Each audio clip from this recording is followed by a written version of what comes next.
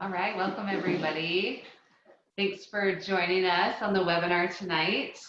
Are you guys ready to take radical responsibility for your health?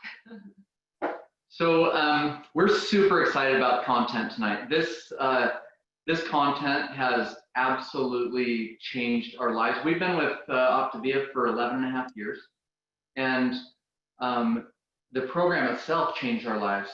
But this content, and as it's come out in the second edition of the Habits of Health, and even more in depth, the growth that's available. This isn't just with your physical health, this is in all aspects of your health. So we're just gonna get going right away. We are Amber and Jared Smithson. We live in Mapleton, Utah. Like I said, we've been coaching with Optavia for 11 and a half years. We've coached thousands and thousands of people. And it's just been a joy to witness and be part of the process of our own transformation and witnessing the transformation of other people. A little bit about ourselves. Amber made a decision to really get healthy 16 years ago. And we're gonna get a little bit more into this later with some of the, but I wasn't on board. I wasn't on board for about 5 years. And I wasn't unsupportive of her, but I wasn't supportive either. I was just kind of complacent, neutral, whatever. And that caused some friction. It caused some friction in our relationship. Obviously, it caused friction in our progress with our physical health, mental health, and so forth. But Optavia has given us some tools. And we're going to talk about some of those tools and the transformational system that we use. But the topic of tonight is taking radical responsibility. And below that radical responsibility is understanding and owning security, approval, and control in our lives. And just a little bit about our story and credibility as a company is our company's been around since 1980, so 40 years. For the first 20 years, 21 years, we were a medical model. We went through a medical delivery system. People used our programs through their local doctors. And then in 2001, Dr. Wayne Scott Anderson teamed with our parent company and said, you know, you've had 21 years of a really good run. You've done incredible things nutritionally, but I know that we could do so much more good in the world if we teamed together and we created a system using your tools and our tools to create lifelong transformation. And this is our motto as a company, lifelong transformation, one healthy habit at a time. Well, and I would add that, you know, having an awesome way to eat so you lose weight is great. But I think Dr. A noticed that taking radical responsibility would be providing a full program to people, a full program that will help them create long-term optimal health, not just a short-term diet. Yeah, we all know people who have dieted. Diets don't work. The long time most referred to study from UCLA showed that 85% of people who diet without behavioral modification, a program to teach them the mindset, the skill set behind that, 85% regain every single pound within 2 years, 90% within 5 years. So Dr. Anderson was one of the foremost pioneers really in the world of critical care in our country. He's the 10th board certified critical care physician in the United States. And he had this idea, and there's a lot of research behind this, that let's look at the whole person. Right. Let's not just look at their nutritional habits or just one part of the person. Let's look at the whole person. And there's a Gallup study that, just a massive Gallup study that went over about 6 or 7 years, I believe. And they wanted to find what are the key areas of people's lives. And they actually broke it down into 12 categories. And Dr. A, through his research and expertise in the medical field, said, let's break this down and really, we can combine a lot of these things. And he's like, they really overflow into each other. So he created this model several years ago called the trilogy of optimal health: healthy body, healthy mind, and healthy finances. But healthy weight is only this little teeny tiny spot over here. But the interesting thing is we've heard, we've been friends and served the country with Dr. Anderson for the last decade. And he always talks about these things inside. And he's like, although like healthy weight, physical activity, it's in this third of the pie under healthy body. He said, all of these things inside, they're inside the whole. Healthy weight, physical activity also are affected and affect healthy finances and healthy mind. They're not exclusive to that third of the pie. So, but look at some of those things, and the person who invited you, reach out to them after this webinar and get a copy of this and go through and evaluate yourself. Now, this is the system, the transformational system that we use to affect people's lives in all areas of the trilogy. There are 4 components of our system. There's your Opt to Be a Coach, our Habits of Health transformational system, and we're going to kind of dig into that, some of the principles there tonight. Our Opt to Be a Community and our Opt to Be a Fuelings. Now, one of our personal mentors and a mentor to Optavia, his name is Jim Dethmer. He's the founder of the Conscious Leadership Group. One of their best-selling books, The 15 Commitments of Conscious Leadership, is everybody in this world should read it. It's phenomenal, or grab it on Audible and listen to it. But he said this: physical health, specifically healthy weight and healthy body image, are the ultimate gateway to conscious leadership. When he said that, it was very eye-opening to me, and I heard him say that years after I'd started down this journey of physical, mental, financial health.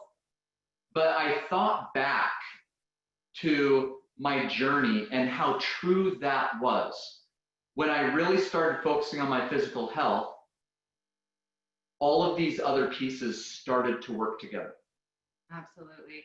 You know, and I think that's what we're going to be talking about tonight, is how working on your healthy mind and the principles from Habits of Health are really going to propel you in your healthy body.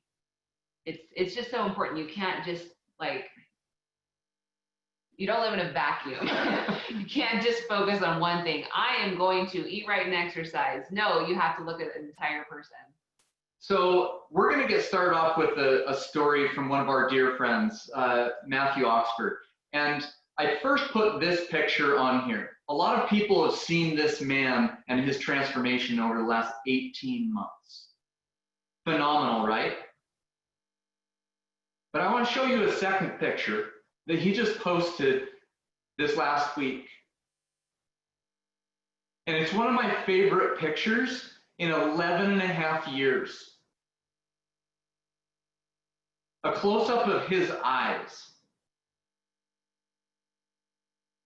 On the left of your screen, his right eye, you're seeing a man, to me, that those eyes are full of emptiness, possibly hopelessness.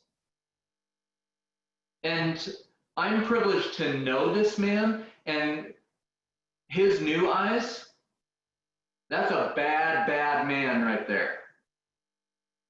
He's resolute. He knows what he wants. There are no excuses anymore. It doesn't mean that there's no weakness. It doesn't mean that there's perfection there.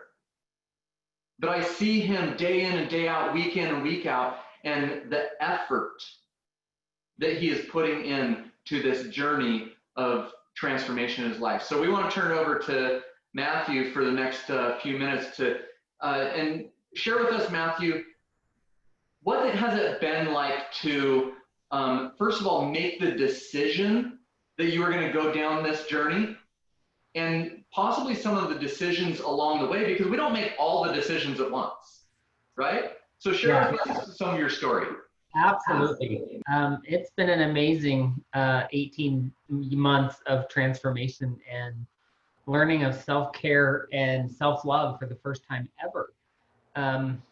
About 2 years ago, I was at a point in life where all of my goals and dreams had kind of got to a point of coming true. And I was to the point career-wise, marriage-wise, different areas of life where I didn't really know what to focus on next. And at that same time, my health was also rapidly declining. I mean, and significantly, very quickly declining. I had made a comment about the same time to my wife early one morning in passing that I didn't know that I would be around much longer, and that I was probably going to need to start preparing financially to set her up for after I was gone. I was at that point of lost and hopeless and didn't know really how to take control or how to do anything about it. I also had been, I mean, I've been overweight my entire life. I've been extremely overweight since about this age of about 9. And at about 35 at that point, I found myself at 597 pounds. And it was a struggle to just walk through the store or from my truck into my office or into my home on a regular basis. And I started to avoid and shut down. And that's not me. And I was really struggling at that point. And I knew that if I didn't make a decision to do something radical and something immediate, that I wouldn't be here. And I wasn't okay with that. I had worked my entire life to overcome some different challenges as a kid and in my upbringing, and knew that if I didn't do something, what the heck was the point? And I loved my marriage and where I was at with things with my wife, and wanted to be around for many more years. And so I actually started looking at doing weight loss surgery, and quickly decided, well, not quickly, it was several months after deciding that was the path that I could see as being an option to go down, that decided that that wasn't the right thing. I was shared a newspaper clipping of the doctor I was going to go see, that they were botching all the surgeries, the doctor was, and they were looking for people to sign up for a class action lawsuit, or because people were either dying or ending up in the hospital for 6 and 9 months at a time after these surgeries. And I said, well, that defeats the whole flipping purpose. I'm like, what? No, I'll just continue to stay fat and live a couple more months, couple more years if I'm lucky, and move on. And then I started seeing posts from a dear friend of mine who I didn't know very much at that time about her journey on this program. And I made the decision right there, okay, I need to know what you're doing. And I sent her a message. We chatted back and forth a little bit. She was just kind of getting started in her own journey. I wasn't quite committed yet. I thought, oh crap, this is another sales gimmick. I'm never gonna be interested in that. And I thought about it for a couple more days. And I reached out to her again and said, you know what, I owe it to myself. I owe it to my wife. I have to try something else and not just give up. And so we got on the phone. She and I talked for, I don't know, about an hour, hour and a half. And she told me a little bit about the program, and I said, here's my credit card. I don't think it's gonna work, but here it is. I owe it to myself. Let's do this. And it all started there. And then the box showed up. I didn't let it sit on the kitchen floor for about 2 weeks, and I went back into my doctor's office, and my doctor said, Matthew, you're going to be on high insulin levels at your next appointment, and I'm going to write you the prescription if you don't make a decision now to do something about it. And I said, you know what? I got a box on the kitchen floor. He's like, I don't care what it is. I don't care if it's voodoo magic. Go try it. Go do something, because you're not going to be here if you don't. And so I went home and decided, you know, that next Monday, I'm going to jump in full force and give it a shot. And I promised myself and my coach I'd give her 30 days. And within that 30 days, I followed the plan 100%. I talked to my coach multiple times a day, and I found it actually to be pretty easy. And I was super busy with work, so I didn't even have to think about it. I went, ate my fueling, got home, made dinner, set my structure for my schedule every day, and didn't have to even think about it. And then I got an email one day saying, okay, time to renew, order again. And I'm like, nah, I don't know about that. We'll see. And I said, well, I should probably go get on the scale since I haven't done that in a month and a half now. And so I jumped on the scale and realized I had lost 38 pounds in 27 days. And I'm like, holy crap, this actually is working. Well, then you start getting into your head and start thinking, well, it worked for last month. Why is it going to work any further than this? And so you start thinking about it over and over again. And I said, no, I owe it to myself to try again. Let's give it another 30 days. And so I took my entire 18 months, well, probably the first 6 months in 30-day increments, just saying, okay, let's try it for another 30 days. Let's see what keeps happening. And so I kept making these decisions every month, and started seeing huge results. And as things continued to progress, my life and my quality of life hugely improved, and different opportunities started coming up. I was offered a new position at work that I would have never had the confidence in myself to actually even want to take or even thought that I could take. I had the opportunity or at the beginning of this summer to go on a men's empowerment retreat that was quite a bit of physical activity outside that I would have never even been able to do 18 months ago.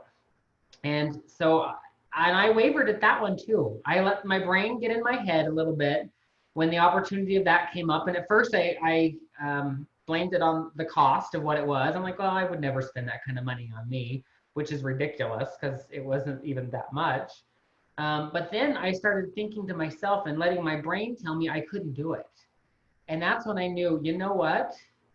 I am going to make the decision and prove it to myself. I am either going to fail at it or I am going to do it. And so I went out and I climbed those mountains with 20 other men and had an amazing journey of self-discovery that weekend, and probably got more out of that one weekend or that one week than I would have done in 2 years of therapy, and some of the mental shifts and changes that I was needing at that time.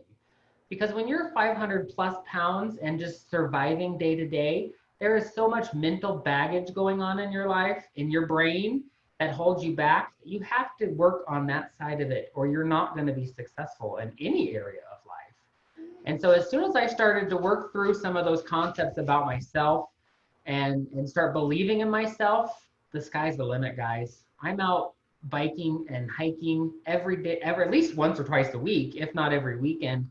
We're out doing something physical and just absolutely loving life. And it was because I made the decision to quit giving up on myself and quit saying everything else in life was more important than taking care of me. I had never focused on me, and that was never a priority. So it has been such an empowering 18 months. As you saw in the picture a minute ago, down 300 and, well, it's almost 340 pounds now. And I've got another 40 or 50 to go to hit my goal, if not more. We'll see. Everyone keeps asking what that number is, and I am not have any reason to stop. The program is easy. I love everything that I'm learning. The community and support that I have received, and the teachings from Dr. A. And if you ever get an opportunity to go to a live event, go. They will rock your world for the positive. And I am so grateful to my coach and for Jared and Amber and some of my other mentors and their support over this last 18 months. And I'm super excited for life, and I got big things coming. Awesome, Matt. I love your story, and it really is, it starts with a decision. Every journey starts with a decision. And what I'm hearing is that Matt is happy that he started that one, that's for sure. So a coach, that's someone that sees beyond your limits and guides you to greatness. That's a quote from Michael Jordan. And we can have coaches in our lives in lots of different areas, but in Optavia, just having somebody who really is going to hold that mirror up and keep you accountable, it's huge. Yeah, so part of our transformational system is being educated.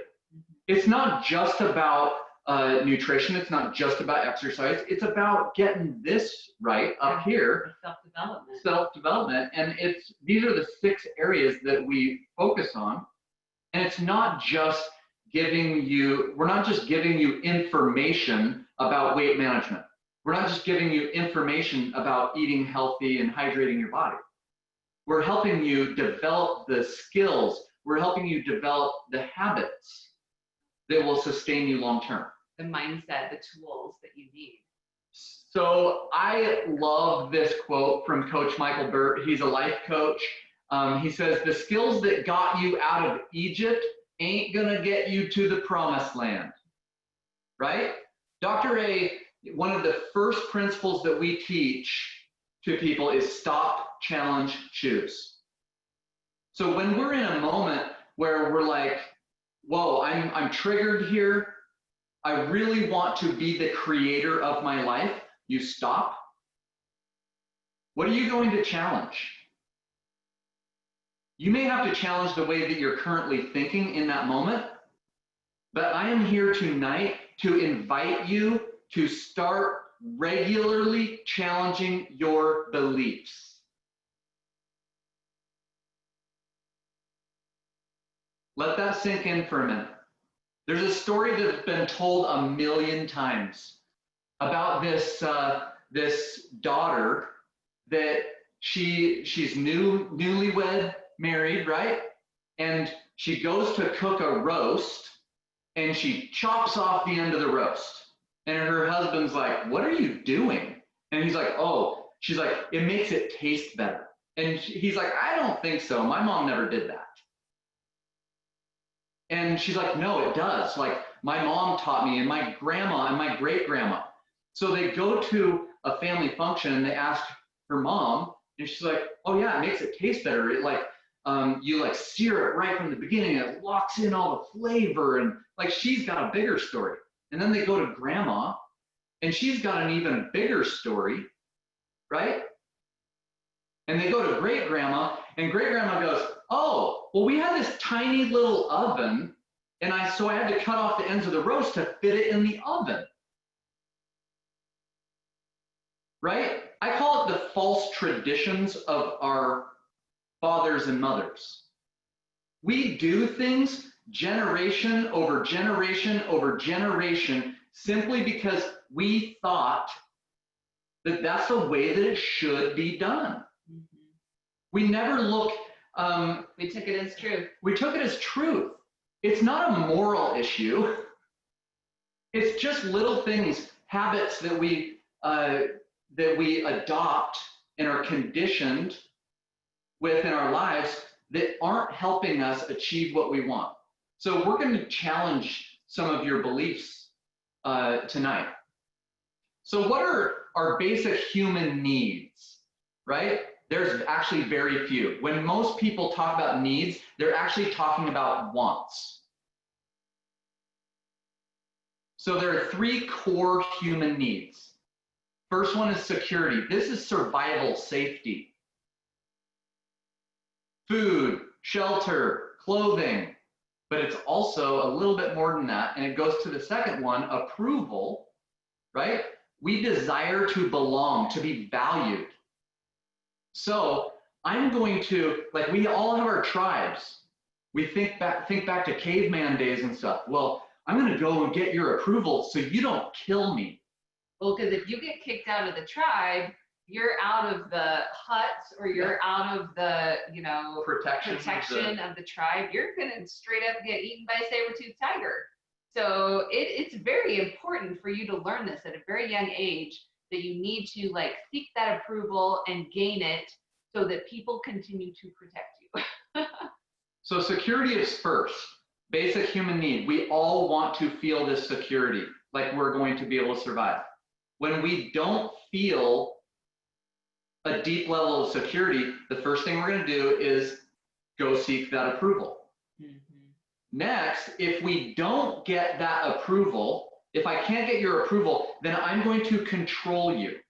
Or try. Or try. It doesn't work very well most of the time because other human beings have a mind of their own. True. So.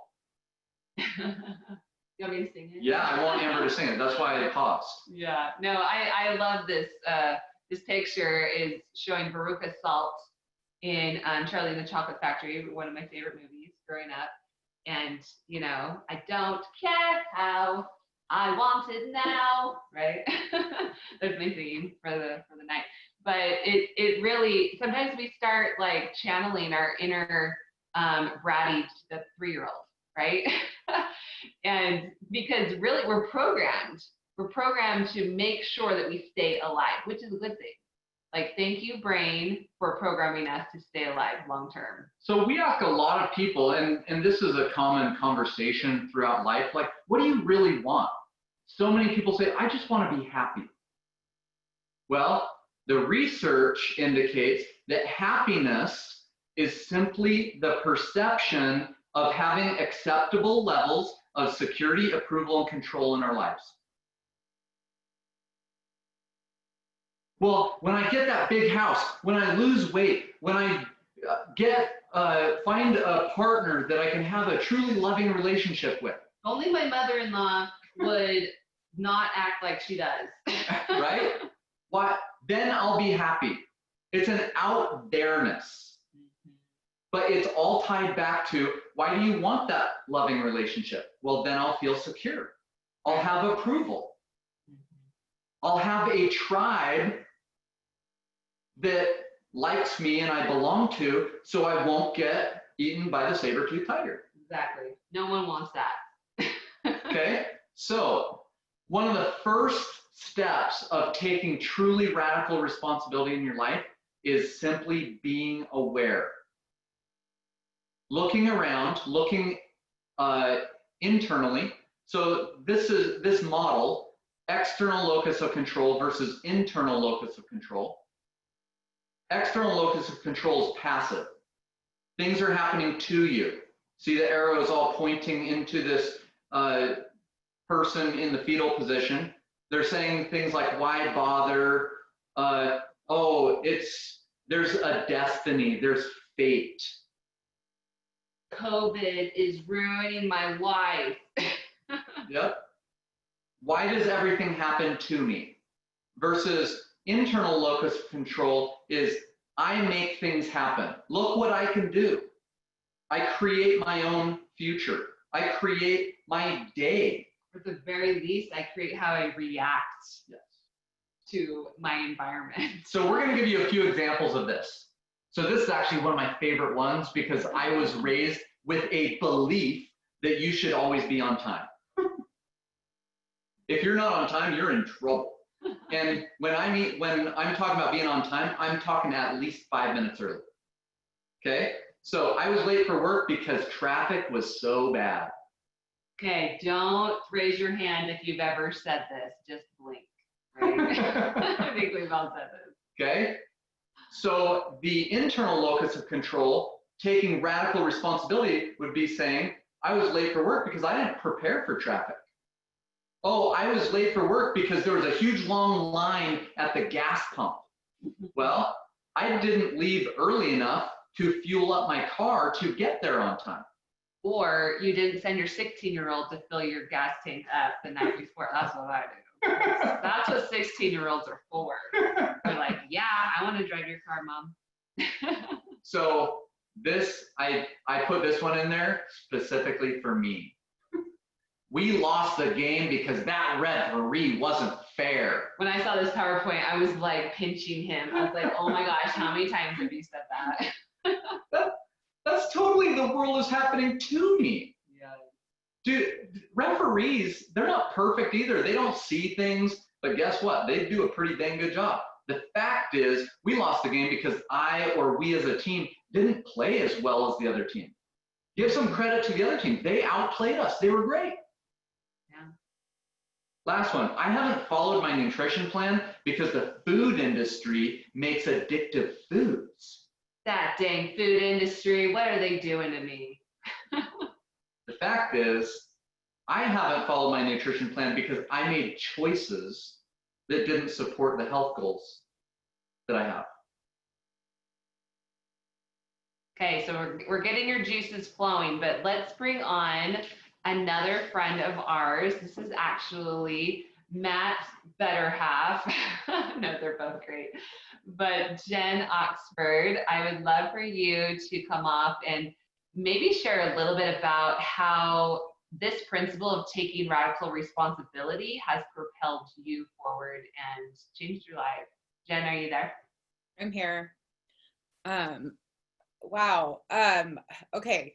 That was such great information. Can we just take a minute? Like, I'm still doing that. When Amber and Jared asked me to talk about responsibility, I actually made a list of things I used to blame.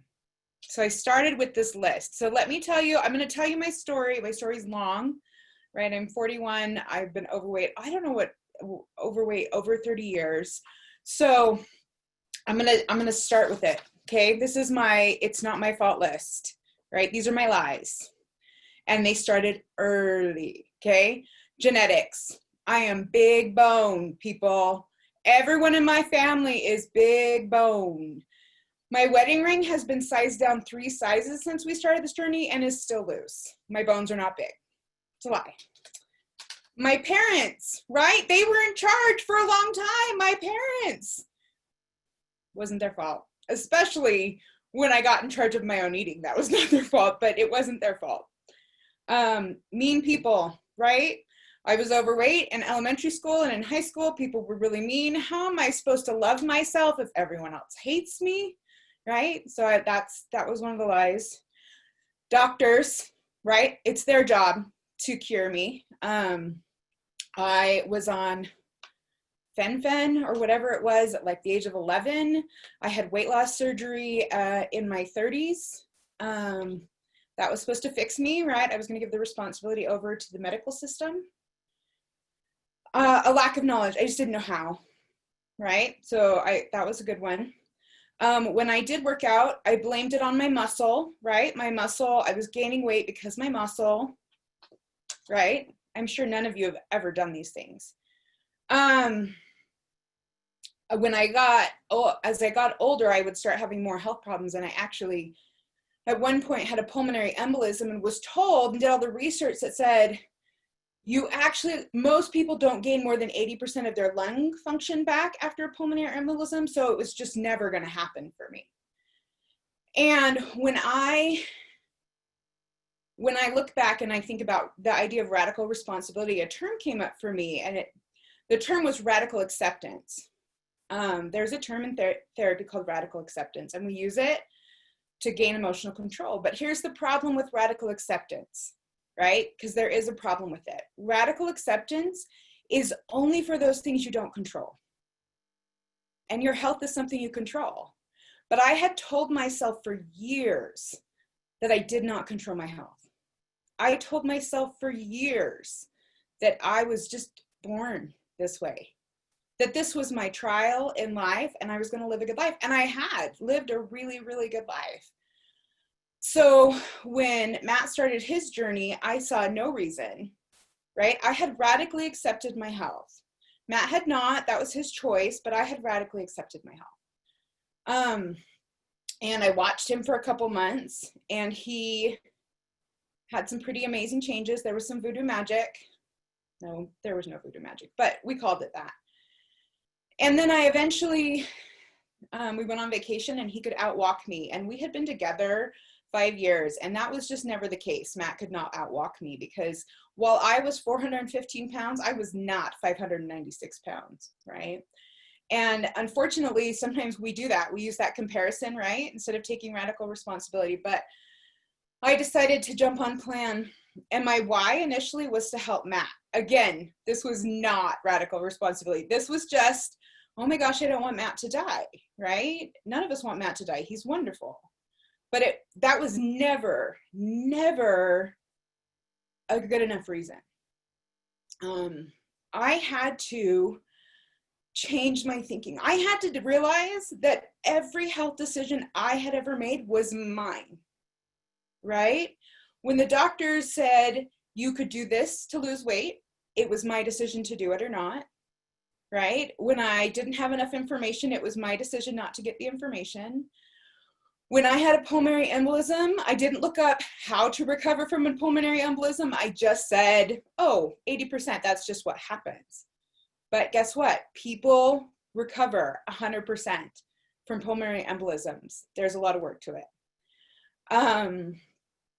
And as I thought about that in our journey, as we've been doing this the last year and a half, there are so many times that we have taken radical responsibility in, what's the word I want to use?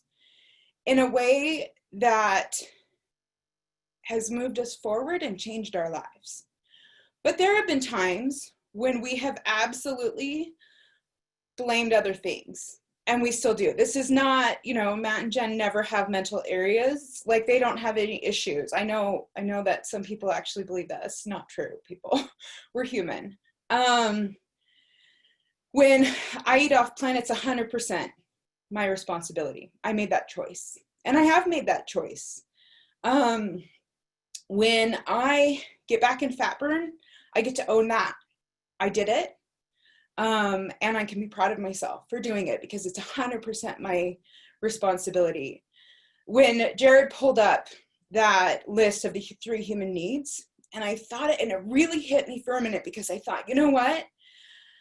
Radical acceptance was my goal. It was how I was trying to take control of being told there was something wrong with me. I was trying to take control of it, because I didn't believe approval was possible. I did not believe safety and security was possible in health. So I just was going to control it by accepting it, right? And that was my focus on control. And I think a lot of the reason we don't move into the area of radical responsibility because we are afraid. We are afraid of losing control. And I just know this, that the program works. This is not a question of whether the program works. In fact, that is one of the beautiful parts of this, is that if the program was only kind of working, we couldn't invite radical responsibility, right? We have to give you tools that work. But because the program works, every win we've had, every pound we've lost, every pound we've gained back and then lost again, because we've done that a couple times, every step we've taken up a mountain, every time we've decided to have a conversation that was hard, every single one of those belongs to us.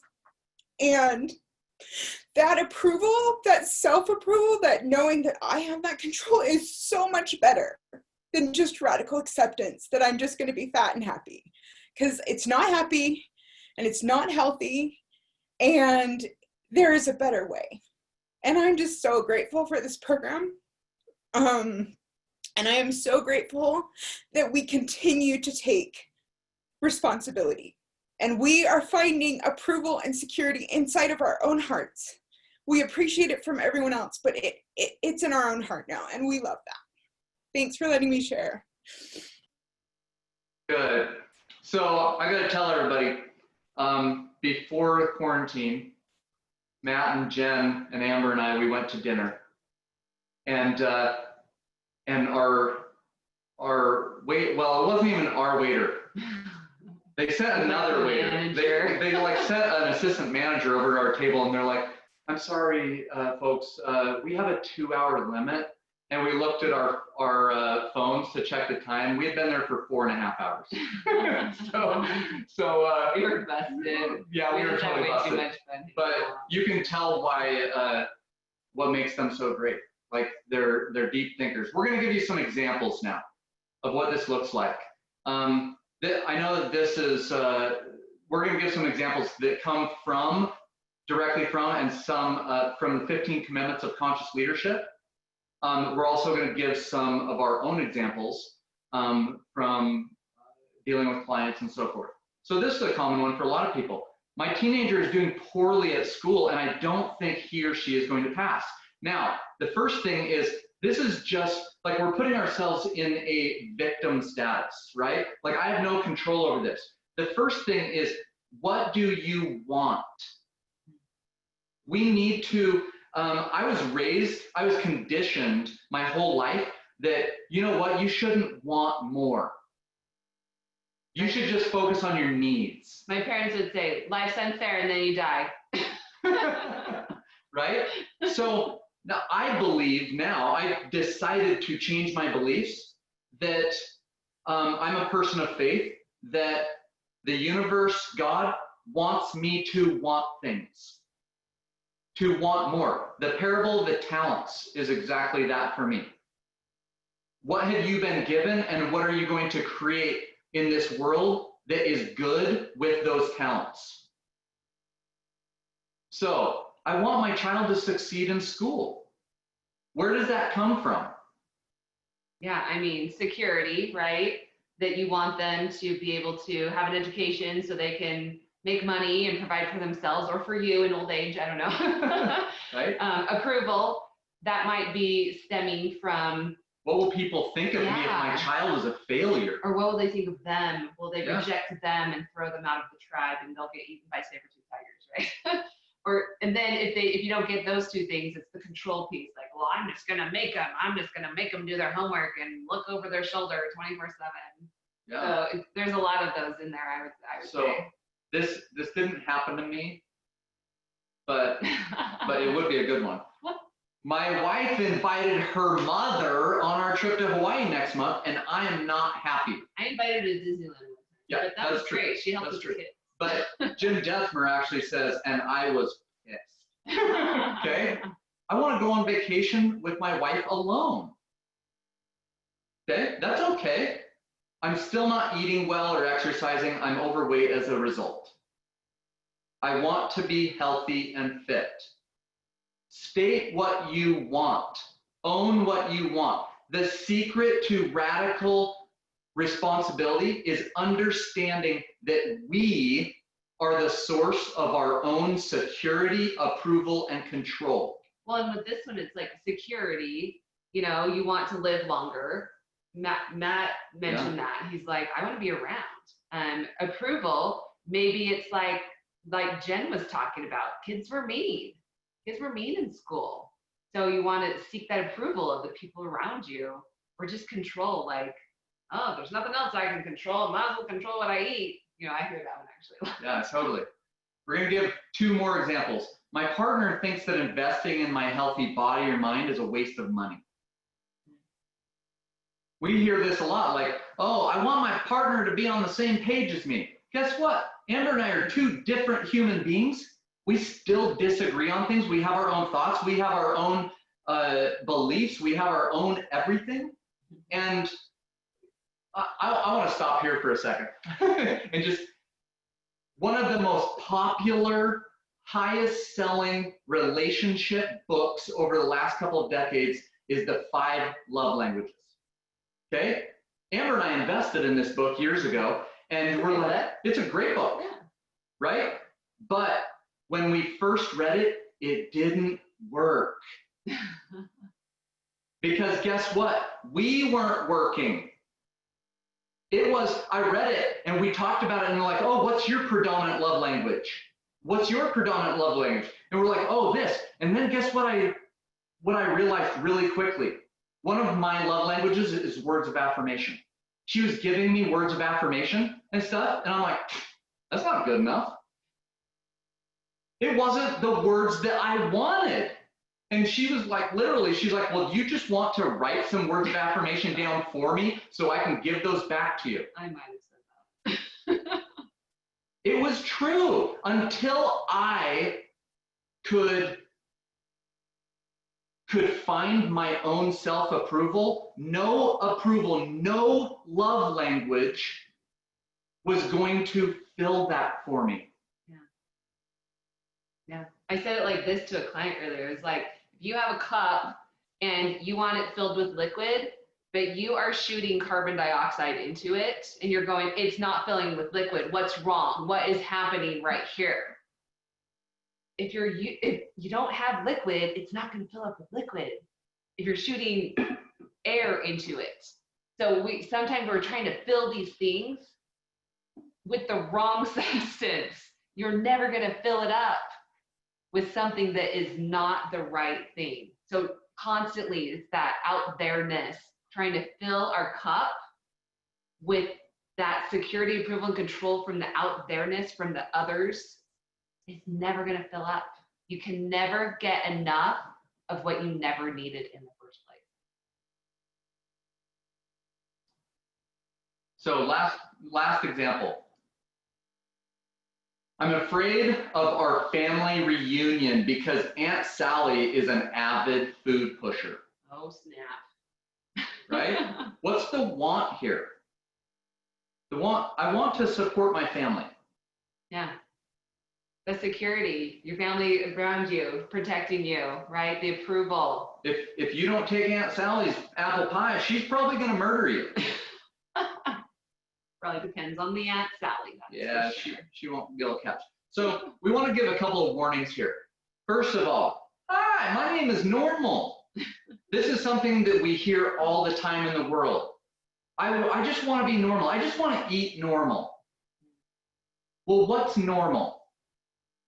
Here's 2 examples of normal. 71% of Americans are overweight and obese. 78% of people live paycheck to paycheck. You know what's something crazier than that? So 78% are living paycheck to paycheck, but 85% of Americans say that they have chronic financial anxiety. Mm-hmm. Do you really want to be normal? Words are so powerful. Addiction. Dr. Anderson talks about this in Element 21. It was last week's webinar. Yep. Dealing with addictive foods. He does not say dealing with food addiction. He says dealing with addictive foods. Did anyone else catch that last week? Dealing with addictive foods. How is that different than saying dealing with food addiction? So, I am an addict. We are making an identity statement. Identity is a very powerful thing, right?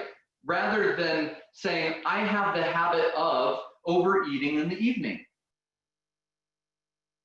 I have the habit of eating popcorn when I watch a movie. It's a behavioral thing, and it's simply, it doesn't have to be an addiction. Some things are addictive. There's addictive qualities to sugar and white flour, of course. Right? That's obvious. And so I'm going to give a personal example of this. There's another slide. I thought he was going to talk and be really deep. No. So this is a habit loop. Any habit requires 3 things: a cue, a routine, and a reward. In my previous life, not before I was reincarnated, but in my old work, I was in the financial services industry for a decade, and I was working 60 to 80 hours every week. I just felt like I was on the hamster wheel. My business would grow for a short period, and then something would happen in the world. 2008 recession, government changes in regulations, stuff like this. So 1 step forward, 2 steps back constantly. So my routine, my cue was I would arrive home, and arriving home was like, finally, I'm out of this hamster wheel. So I would sit down on the couch. I was exhausted from the day, a lot of travel, and I felt blasted. I felt every single emotion on this list except for excited. You were excited to put the boys in the bath. And so my routine was I sat on the couch and typically fell asleep. I would eat a dinner, and then immediately after dinner, and Amber would actually prepare a healthy meal. I would have 3 bowls of ice cream every single night. I just want to point out that that is your depiction of bowls, that was not the actual size of the bowl that you would eat. I used a real bowl. I used a real bowl. There was that much, those 3 bowls, all in one bowl. Yeah. And I would eat 3 of those every single night. Why did I do that? So there's this chemical in our brain called dopamine. Dopamine is not addictive. Dopamine is a learning chemical. So when I was young, my parents, when I was 4 years old, I scored my first goal in soccer. On the way home, I still remember this to this day. We're so excited for you, you scored a goal. Let's go get some ice cream. A couple days later, my older brother's beating the tar out of me and stuff. I'm crying. My mom comes to me and says, "Oh, Jared, you're sad. Let's go in the kitchen and get a bowl of ice cream." So from a young age, I start to be conditioned. Oh, happiness equals ice cream. Sadness equals ice cream. Bored, lonely, angry, stressed, tired. All these things equal ice cream. So there's this, the danger in this is this principle, and this is a chemical reaction. It's called reward prediction error. It's a neuroscience term. And it is, so when we first participate in an activity or eat something or do something that, that we like, dopamine is released and it teaches us and it helps us remember, oh, you like this. Now, this isn't possible. This is just a theory, like an abstract, right? If, let's say you hate laundry, doing the laundry, and they had a dopamine injection that they could give you, and you're like, I want to be addicted to doing laundry. And so you're doing your laundry and they inject you with dopamine. It would not create a laundry addiction because dopamine is not addictive. What is addictive is dopamine signals your brain and other chemicals that says, oh, you really like that. If you hate laundry, that dopamine release is not going to addict you to that. It has to be something that creates pleasure for you. So from a young age, I got that dopamine release, and I remembered my whole life, hey, you love ice cream. But why did I have 3 bowls a night? The first bowl, just plain cookies and cream, right? Habits of Health, Dr. A teaches this, 85% of your taste satiation happens within your first 3 bites. After that, you're chasing dopamine. You're chasing the original excitement that you had, but you're not getting it. Okay? So the anticipation at the end of my exhausted day was, oh, this is going to, I had a dopamine release saying, oh, you're getting close to your ice cream tonight. But then when I ate it, that first bowl of ice cream, first couple of tastes, oh, this is good. But by the end of that first bowl, it wasn't good anymore. It wasn't creating the excitement that I originally had. So I'd get a second bowl and I would put chocolate syrup on top of it. And then the third bowl, you have the chocolate syrup and Oreos and crushed up M&Ms and whipped cream and all this extra stuff trying to chase it. So this concept of reward prediction error is the expectation for a dopamine reward upon achievement or getting that thing is going to exceed the dopamine release and reward along the journey. Okay? A neuroscientist that I listen to often, he says, here's a good example. Postpartum depression. He's like, people have postpartum depression with eating, with drugs, with babies. They expect getting there and, oh, everything's going to be fantastic. And then they get there and it doesn't match up to their expectation. Because they don't get a huge dopamine release at the end because it's lower than their expectation, they drop into a depression. We're not talking about clinical depression, we're talking about situational depression. Why is that? Because we have to be very careful about external rewards.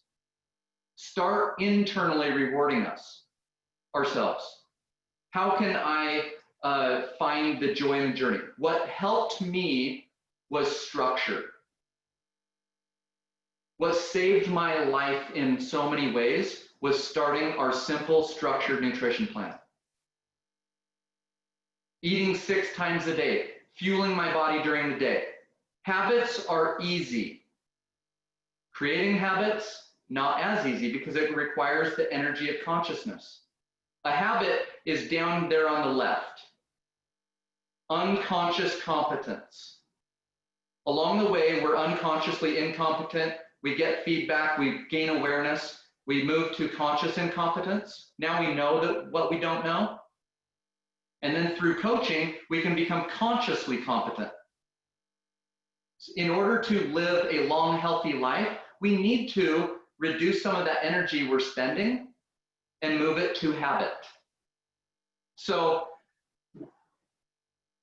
in the last couple of minutes, we want to bring on some more dear friends of ours, Kat and John Fuller, and they're going to talk about the power behind community and what that looks like, why it's so important to surround yourself with people that support you, but also people that you can support.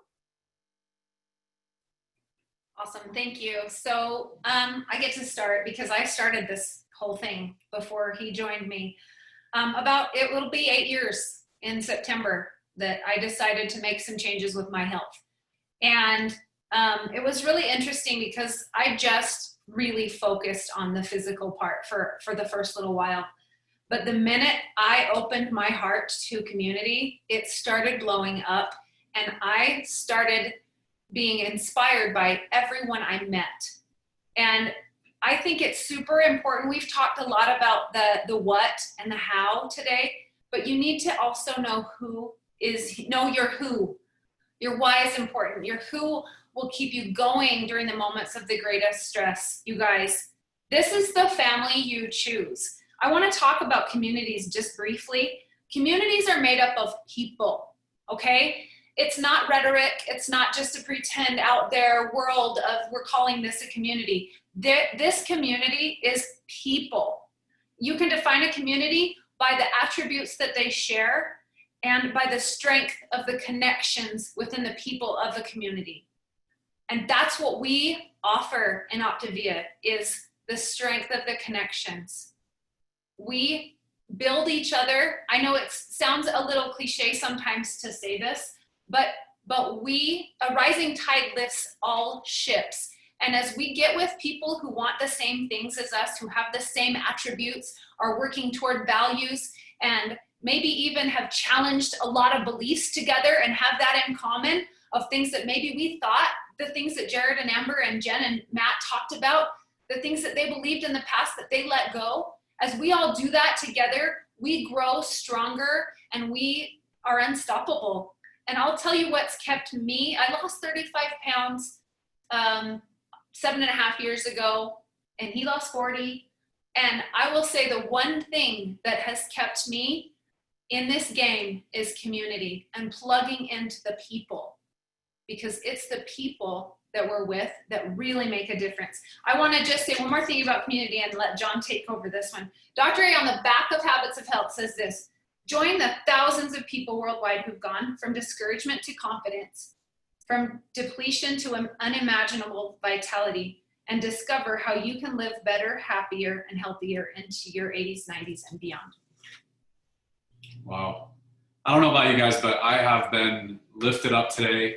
I'm literally on the verge of emotion right now as I think about this journey. When we first talked to Amber and Jared, I was super resistant to the community and to coaching. Amber and Jared didn't have my phone number. I didn't want them to have it because all I needed was Kat. I didn't need anything else, and I was just going to eat the food and it was going to be fine. Look, if you're on a Zoom today and something inside of you is stirring, I would invite you to put down the walls. I kept my walls up hard for a while, and my heart has softened, and I have become a better person through the community and through coaching. Coaching has helped make me the person that I am today, and I love seeing people's lives change physically, mentally, emotionally, spiritually, financially through this community. There's nothing like it. I was the guy who was like, man, there's so many things to compare it to. What if it's like this? What if it's like that? You know what? When I put all of that aside and I got honest with myself about how I felt and the difference it was making and the difference it was making in other people's lives, I'm like, oh my gosh, how can I not share this with other people? There might be somebody who thinks, you know, this is like this or this is like that. Okay, great. But this is the right fit for the right person that are ready right now. So if your heart is stirring inside of you and you felt some emotion today, talk to the person that invited you here and look at what Optavia might look like for you. And I'm not talking the food. I'm talking the entire package. We have so much that we're offering, not just to you, but to the world. Dr. Anderson has this amazing mission that we all get to be a part of and share in and create positive change and create excitement in people's lives again. Instead of getting stuck in the rut of wake up, go to work, come home, take care of the kids or whatever, and go to bed and wake up and do it all over again, we get to dream. We get to see what's possible with life and help other people do that. And that's where the true joy comes. When you get that text message from somebody that says, oh my gosh, thank you so much. You saved my life. There's nothing better than that. So thank you so much.